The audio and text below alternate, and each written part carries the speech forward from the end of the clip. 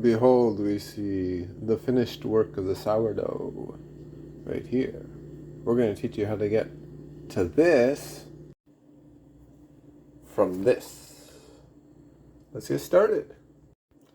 So, first thing we must do is take our starter and we're going to feed it. I'll turn this on the scale and I'm going to pour in 50 and 50 of flour and water. So, I'm going to take this, get a little scooping cup here. We're just going to feed the starter to start with, and this is going to cause it to become quote-unquote active.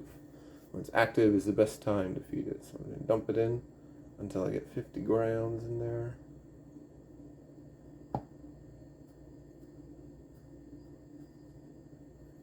Haha, 51 grams. And in this case, I'm actually using some rye flour from the sprouted oven. Behold, organic sprouted rye flour.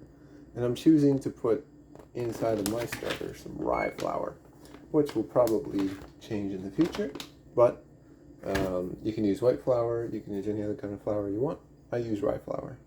Then I'm going to now take 50 grams of water and put that in. So I'm going to tear that. Ta-da, we're back at 0. 50 grams.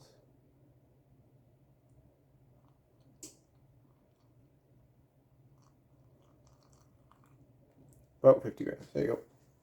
And that is step 1. I will take a spoon. Just going to mix it up. Stir it all together in there, make sure it goes down to the bottom. You just want to turn it into the goop itself. So 50 and 50 is the magic number.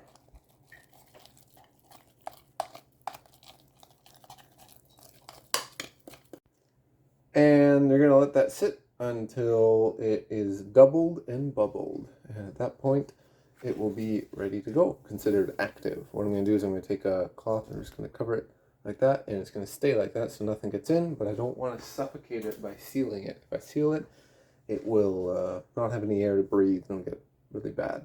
So if I'm not going to do this for a while, a few days, I'll put this in the fridge with it sealed so that it puts it to sleep, hibernation. Approximate time you're going to see this is for 8 hours. You can leave it overnight, it'll be bubbled in the morning, then you can make your dough, or you could do it in the morning, and then when you get back from work, or just before dinner time, you can then make your dough then. So either way, we're going to show you, well, I'll do both, just for your reference as you're doing, so that if you're doing either one, you can do it well. And welcome back. Voila!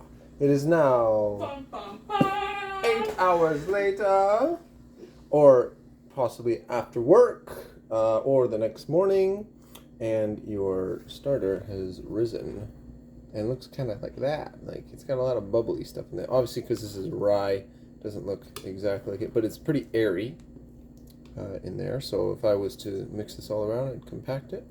What I'm going to do is start mixing the water and the starter together, and then we'll go from there. Alright, so I'm going to take 375 grams of water.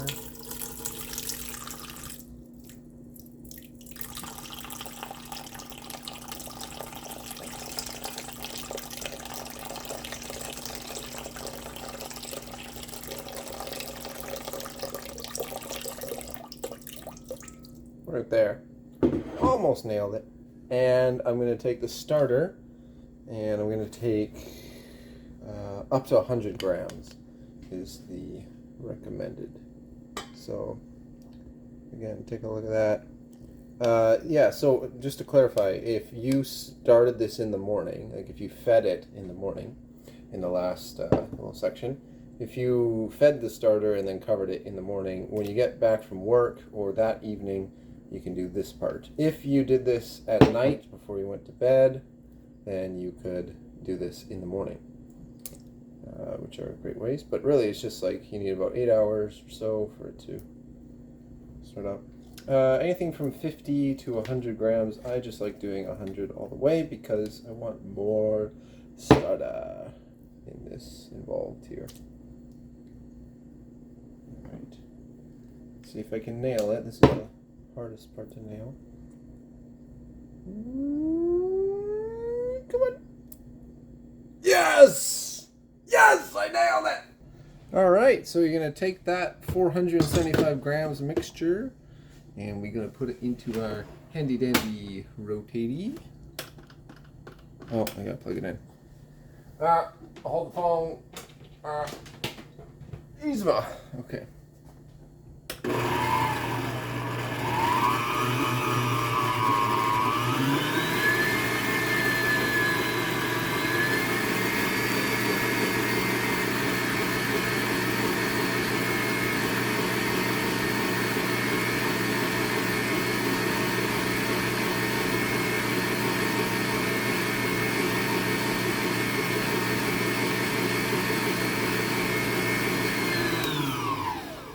Great, and that is the whisking.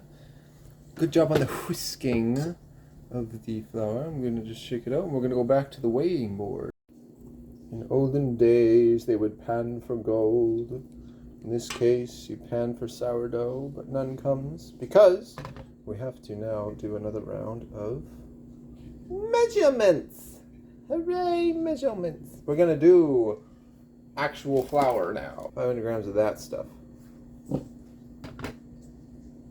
We're at 0. Very nice. Boom. Let's see if we can go here. And this bag has 2.5 kilograms, so that's, you can do 5 loaves with one bag, which is pretty awesome, I think. And 500 grams will get you a very specific amount of bread. Depending how many people you have, you know, if you got 4 people, 6 people, you could eat that every day. Woohoo! 500! Yeah. Alright, and then we're going to do a little bit of salt. Actually, we're going to do a lot of salt. It's going to be 12 grams max, which you need a lot of salt for that, actually. It's pretty amazing. Great, and now we're going to take it over to the mixer. Alright, so this one gets a little bit violent because this is where the dough starts to stick. I'm going to take my dough hook and I'm going to slide it in there. And we're just going to mix it at a really low speed because all of this dust here is going to plume around otherwise.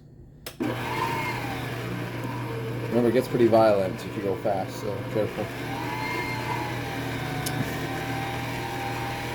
It's going to turn into one big ball.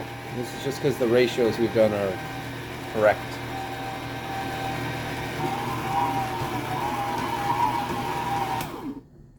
Ta-da! Lift it up, and it'll kind of fall off like that. I'll mix it up a little bit more, but that's kind of what it looks like. So.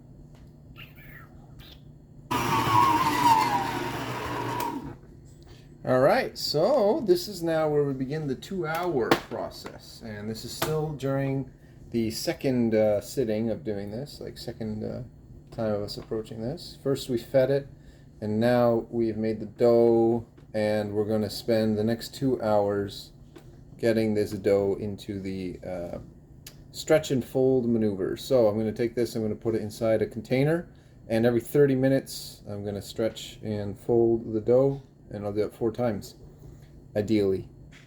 And then we'll be done that phase. Now we are here at the stretch and fold station. After 30 minutes, I'm going to get some water on my hands, and I'm going to pull up one side of this dough, switch 90 degrees, pull it up, throw it down. And if you find that it's too liquidy, you can also add some flour. So have a bag of flour nearby, which is no surprise to any baker. So technically you only need to do this 4 times. That's been 3 already. And if you can have a heavier bin, that'd be perfect too. So it doesn't move around so much. Yeah, you're just stretching it out and folding it on itself. And then that's it. So I did it 5 times just because I don't really like kind it is, but whatever. You're going to do this whole thing 3 more times. And what I actually like to do is I like to put it in one of these bins, the air fryer bins, because I got 2. So I can put it in one of them, and while the other one is cooking, it helps to heat and actually generate faster rising, or better rising. So yeah, 3 more times of that, and then that's 2 hours. And then it gets covered and sits out overnight so it can rise.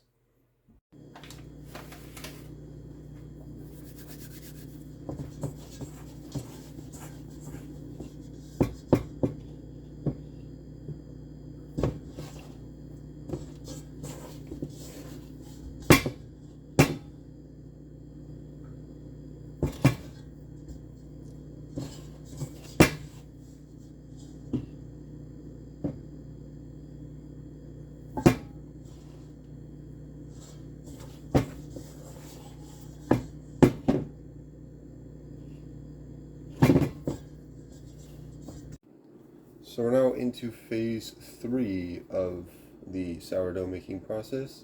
If you started this in the morning, it is likely the morning the next day. Or if you did this in the evening, it's likely the evening the next day.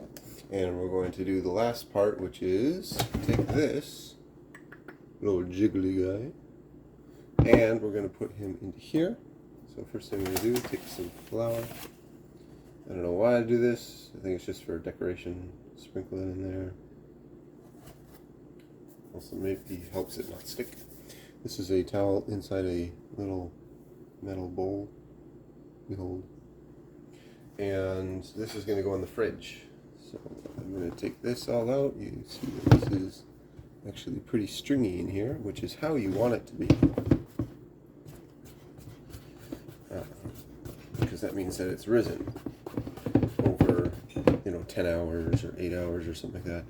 This one was just done overnight, and so I'm going to end up putting it into the fridge while I go to work, and when I come back I'm going to cook it, or bake it, sorry. And this part might be a little tricky just to get it out.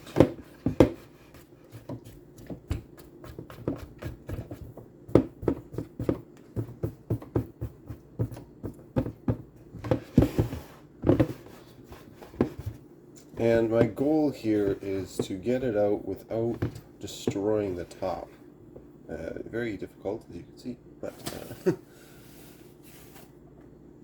want to try and keep the top intact if you can. Just because there's a seal there. This is the top of the bread at this point. So if I was to poke a hole right in the middle, it'd be a no-no. And I'm going to kind of fold everything underneath as I pull it out, and hopefully I can keep it all there. If I can pick all this up, it should all come over. Oh, that blew it. Like that, and then upside down into the dough.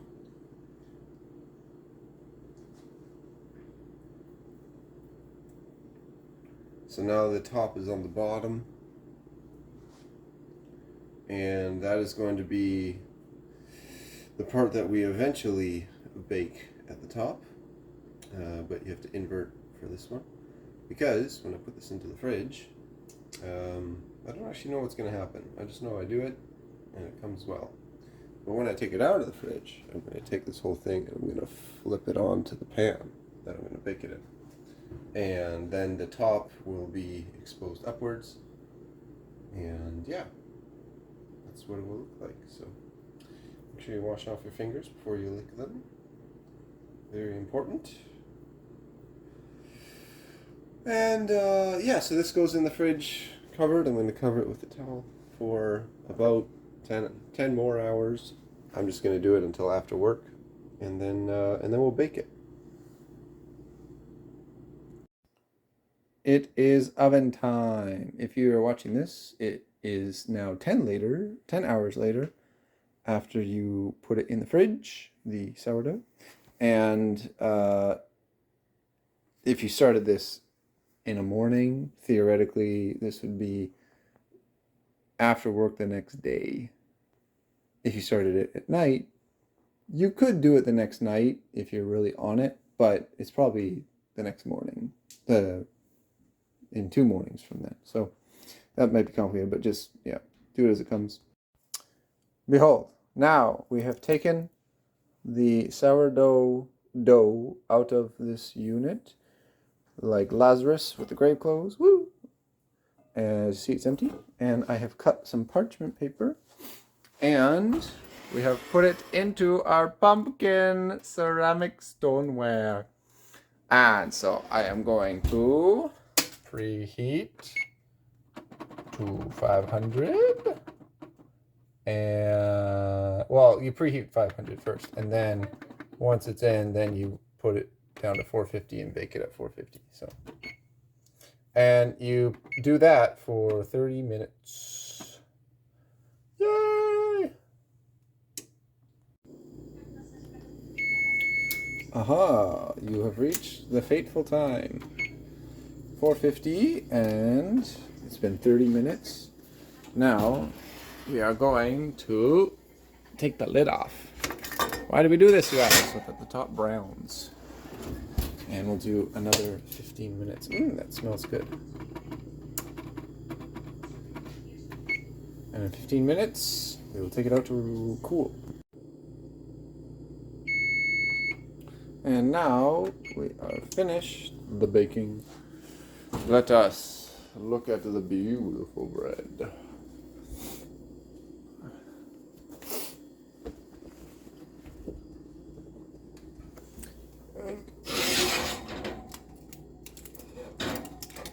Pull this out.